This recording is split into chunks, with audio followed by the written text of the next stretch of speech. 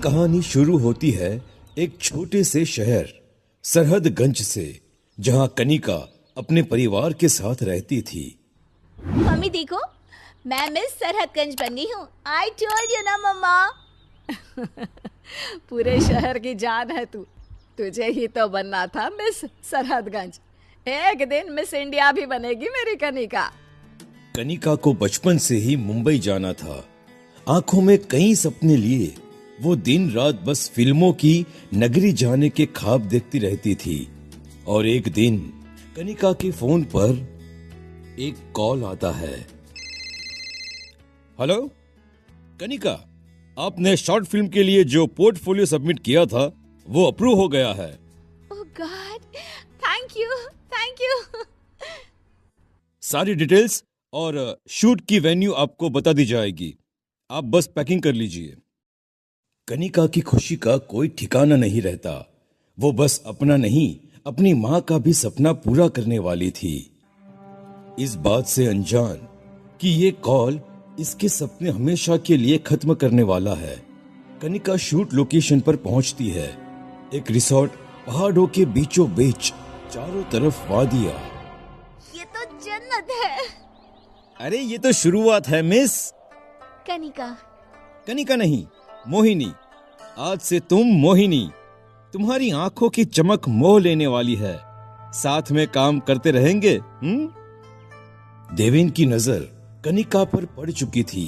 वो हर समय अपनी बुरी नजर उस पर रखता। इस लड़की को मैं हाथ से जाने नहीं दे सकता।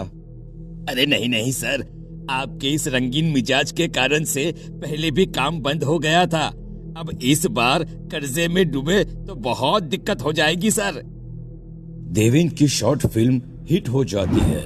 वो फिर से कनिका के साथ काम करना चाहता था, पर इस बार लोकेशन एक गांव था, शहर से बहुत दूर।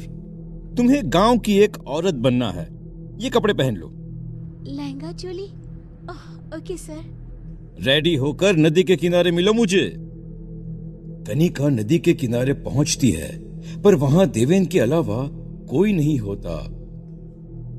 आओ बैठो।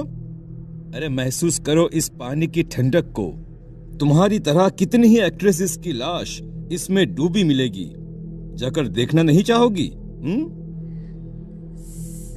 सर, ये आप क्या कह रहे हैं? बस यही डर चाहिए चेहरे पर। हीरो ये डायलॉग्स बोलेगा। ओके मोहिनी? और उसी रात, Mohini I love you, please मेरी हो जाओ। प्लीज मोहिनी, मैं तुमसे शादी करना चाहता हूं मोहिनी। देवेन के मंसूबे से अनजान कनिका शादी के लिए हाँ कर देती है। देवेन वहीं टेबल पर रखे हुए सिंदूर को कनिका की मांग में भर देता है और उसी रात दोनों एक हो जाते हैं। पर ठंडी रात में बिजली की कड़कड़ाहट के साथ एक चीख सुनकर मैनेजर डोलता हुआ झोपड़े में आता है, जहां सीलिंग से खुलती हुई कनिका को देखकर वो हदस जाता है। अरे बाप रे, और एक मौत। अरे तुम कितनी लड़कियों को मारोगे देवेन? अब इसे नदी में डाल दो।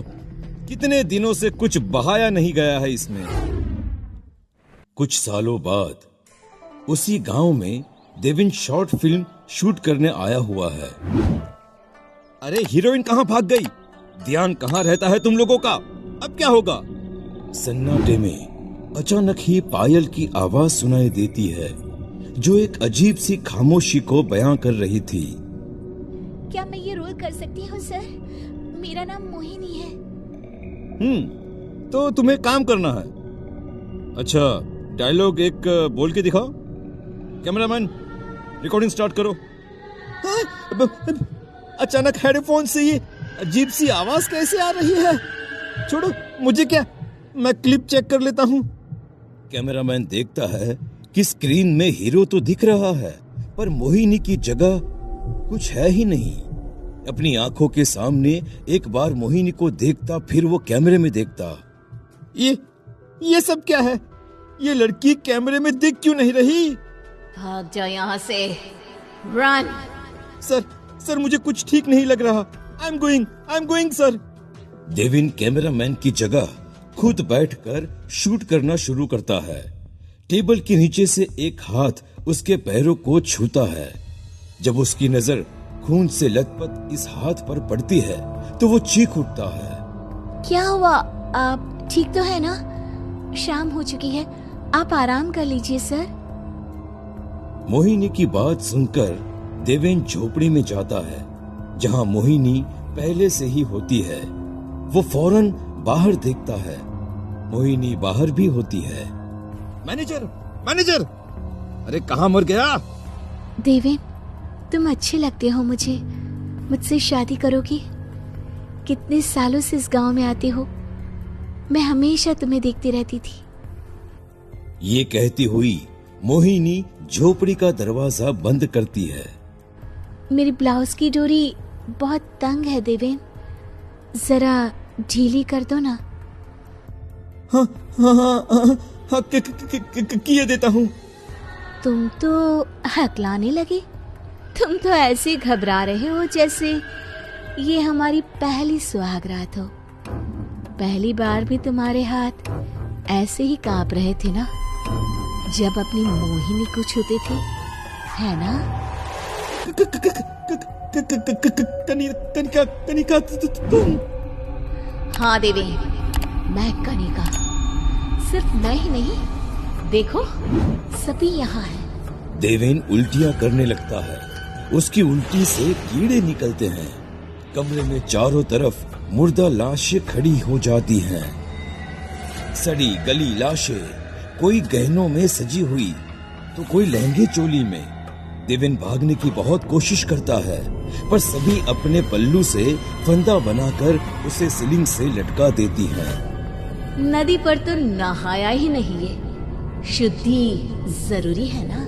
सभी उसे चीखती हुई नदी में उतर जाती हैं और इसी के साथ सबकी आत्माएं मुक्त हो जाती हैं।